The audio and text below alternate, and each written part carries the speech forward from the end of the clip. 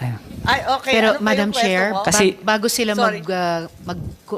kumpleto ng kwento nila, kung maaari ko lang ipahayag na saludo po ako sa inyo, Seaman First Class Facundo, at sa mga kasamahan ninyo sa rotation and resupply mission na iyon, sa mga kasamahan nyo sa Philippine Navy sa ilalim ng pangunguna ni Vice Admiral Adasi, at gayon din Chief of Staff Sorry, Browner. Risa, patapusin at pa natin. Hindi ko Of nakalimutan. course, of course. Eh, din mo, akala ko Of course, gusto ko lang magsaludo kay Tama. Seaman First Class Facundo dahil sa tinanaw mong kapansanan dahil sa ginawa ng China laban sa atin, sa inyo. Salamat po. Yes, Jeff, meron kang idadagdag pa pala. Wala pang Yes. ending tong kwento Yes, ma'am. natin. Sorry, Yun po yung nangyari nung nagbanggaan na ma'am lahat, ma'am. Umakyat na po kami. Yung naputol na, umakyat na ako sa Sierra Madre. Nung natow na po yung dalawang rib palabas ng ayungin, nag-attempt po kami ng medevac. Medical evacuation. Yun nga nangyari. Rubber boat. Nung around 1 nautical mile na kami ma'am from Sierra Madre, binutas po ng Coast Guard yung rubber boat namin. Chinese Coast Guard. Alin ang binutas? Yung rubber boat po, ma'am, yung maliit. Yung Yung sinasakyan itim. ng Medivac? Kami, ma'am, sakay kami ng medevac. First attempt namin. Then Okay. bumalik kami sa Sierra Madre po. Kasi butas na yung Tama. lulubog. Pagbalik namin ng ma'am, doon na kami nag-stay hanggang sa gabi ng alas 11 ma'am, na Ng gabi? aboard na ako sa Philippine Coast Guard, ma'am, vessel.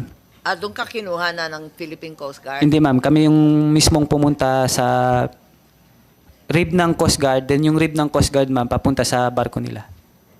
Mga 20 nautical miles around 20 nautical miles galing Ayungin Shoal, ma'am. Tapos, pumunta na kayo sa barko ng Coast Guard? Yes, ma'am. Ah, Tapos yun na po yung huling, tapos inuwi ka na? sama na rin yung dalawang boat namin, ma'am.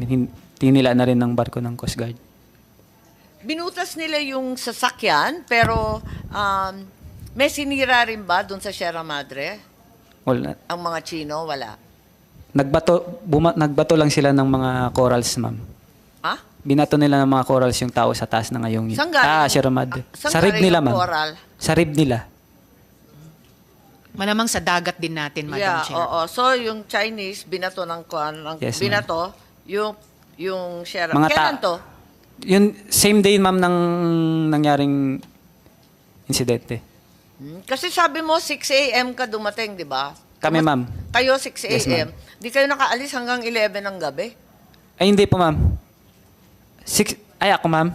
Hindi, kasi di ba 6 a.m. kayo dumating doon? Anong oras kaya yung mga Chino dumating? Mga 6:10. O talaga, 6:05, ma'am. Agad-agad. Sabi mo nga, 5 minutes. Yes, ma'am. 5 minutes, ganyan. Anong oras sila umalis? Nung nahila na nila yung dalawang rib palabas, ma'am, Mga bandang kailan na yun? Matagal ba kayo? Matagal ba sila ron?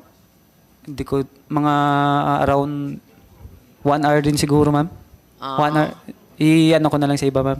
Hindi ko nakita yung oras, ma'am, eh. O, syempre. Pero yung more or less parang isang oras rin yung hinila nila.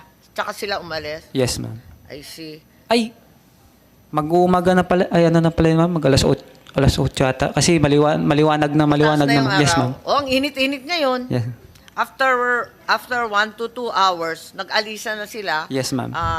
After, Sabay- nung nakuha yung dalawang, Rib. Yes, yung ma'am. dalawang rip. Yes, ma'am. Okay. Okay. Mula 8 o'clock hanggang alas 11, walang may alam na nandun kayo.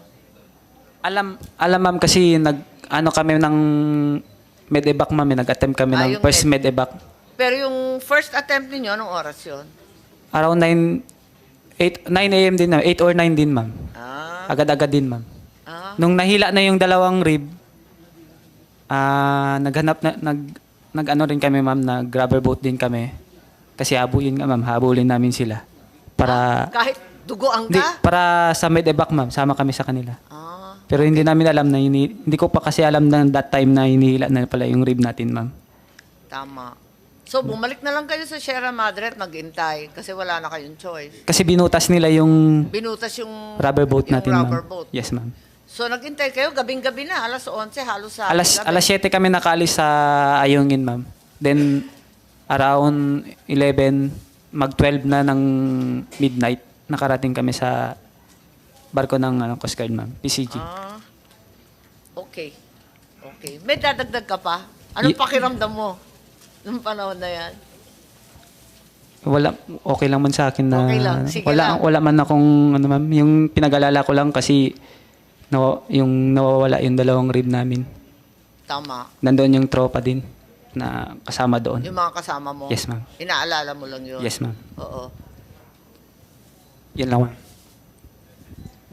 Wala kang nararamdaman na iba? Wala kang sakit o tama maliban sa daliri mong nadali? Ayos na, ma'am, na napagaling naman sa hospital. Nagre-recover lang na amoebiasis. Oo nga, tama. Maraming salamat at Thank you, ma'am. Thank you, ma'am.